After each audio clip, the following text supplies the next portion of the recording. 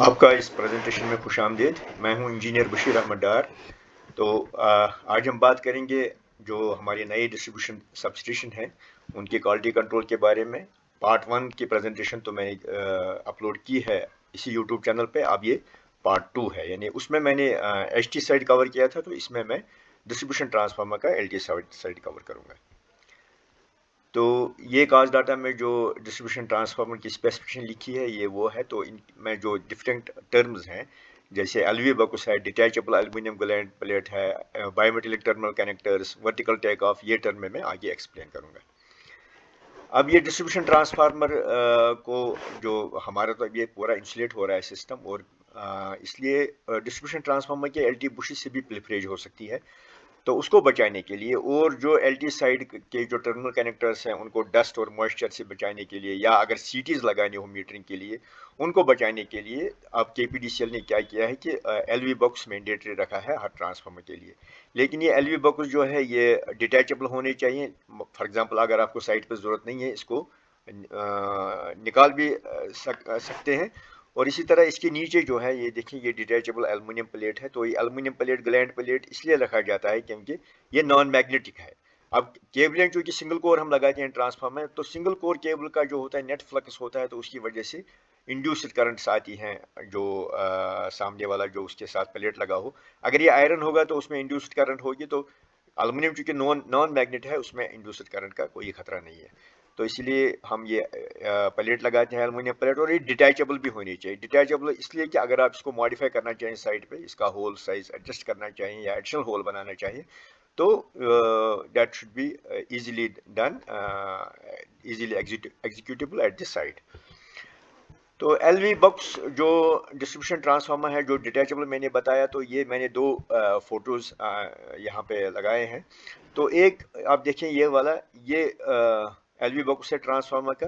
یہ دیکھیں یہ کنیکٹرز ہیں، یہ کنیکٹر. تو اس کنیکٹر میں آپ ورٹیکلی بھی کیبل لگا سکتے ہیں، ہارزونٹلی بھی کیبل لگا سکتے ہیں.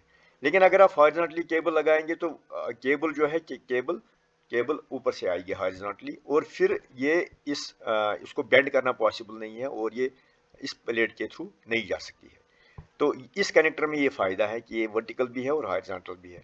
تو اگر آپ کا خالی ورٹیکل ٹیک آف کا ہو وہ بھی آپ کا یہاں پہ چلے گا.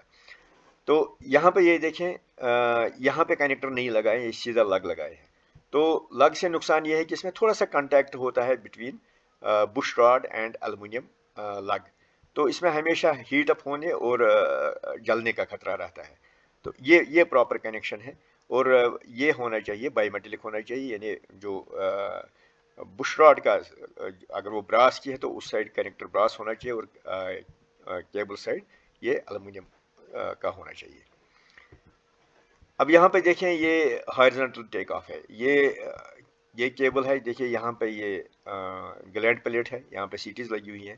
لیکن جب کنیکٹر جو لگایا گیا ہے وہ ہارزونٹل ٹیک آف والا کنیکٹر ہے. اسی لیے جو کیبل ہے کیبل ایسے ہارزونٹلی گئی ہے تو یہ فیلڈ والے بینڈ نہیں کر پائے، اس لیے نہ یہ سی ٹی کے تھرو گئے اور نہ یہ گلینڈ پلیٹ کے تھرو گئے.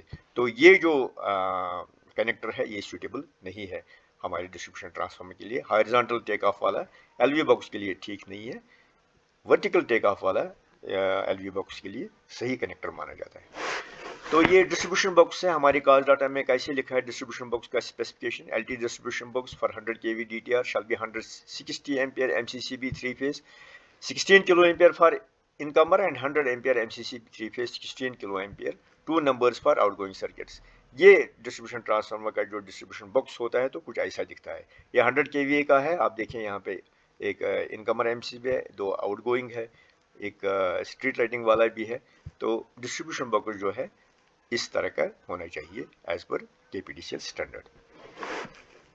تو کہیں ہم نے دیکھا یہ ایسے بھی ڈسٹریبیوشن باکس لگے ہوئے ہیں. دیکھیے اس میں یہ کتنا کنجسٹڈ ہے. یہ ڈور کلوزر ہے، یہ بھی ڈور اوپن ہے. تو کتنا کنجسٹڈ ہے. یہاں پہ کچھ پیکنگ بھی رکھی ہے تاکہ شارٹ سرکٹ نہ ہو جائے، اور اس میں تو آؤٹ گوئنگ تو ہے ہی نہیں. تو پرٹیکولر جب آپ اے بی کیبل لگائیں گے تو یہ ڈسٹریبیوشن باکس تو بالکل موزوں نہیں ہے اس چیز کے لیے، تو اس کو اوائڈ کریں. تو اب اگر آپ کو پرابلم ہے کہ آپ کا جو علاقہ ہے وہاں پہ میٹرنگ نہیں ہوئی ہے یا کمپلائنٹ میٹرنگ نہیں ہے، تو وہاں پہ جوڈیشیس یوز آف الیکٹریسٹی نہیں ہو رہا ہے تو وہاں پہ پرابلم ہوتی ہے کہ یہ جو اسٹینڈرڈ ڈسٹریبیوشن باکسز یہ ٹکتے نہیں ہیں. اگر ایسی صورتحال ہے تو پھر آپ ٹیمپریری فیوز سیٹ بھی لگا سکتے ہیں. یہ اس کی ڈرائنگ ہے جو کہ پی ڈی سی ایل کی ویب سائٹ پہ ہے. تو اس ڈرائنگ کے حساب سے آپ فیبریکیشن کر سکتے ہیں ایسے والے ٹیمپریری فیوز سیٹ کی. یہ اس کی بس ہے, آگے اس کی ڈیٹیل آئے گی. تو یہ ایک لگا ہوا ہے, دیکھیے کھڑگام لکھا ہوا ہے یہاں پہ, یہ لگا ہوا ہے ایک ٹیمپریری فیوز سیٹ. تو اس میں بس پوسٹ انسٹیٹ لگے ہوئے ہیں پالیمر کے, جس میں کافی کریپیج پاتھ ہے. اس میں شارٹ سرکٹ کا کوئی چانس نہیں ہے بٹوین فیز اینڈ ارتھ. اس کے علاوہ اس میں جو بس بار لگی ہوئی ہے 75/40 ہے. یہ اپ ٹو 250 kVA ٹرانسفارمر آپ یہ لگا سکتے ہیں. تو جہاں پہ کٹ ہے, جہاں پہ فیوز لگانے کا کٹ ہے, وہاں پہ ہم نے انشور کیا ہے کہ وہاں پہ بھی کرنٹ ڈینسٹی جو ہے 1.6 ایمپیئر پر mm² سے کم نہ ہو. تو یہ بڑا روبسٹ ہے.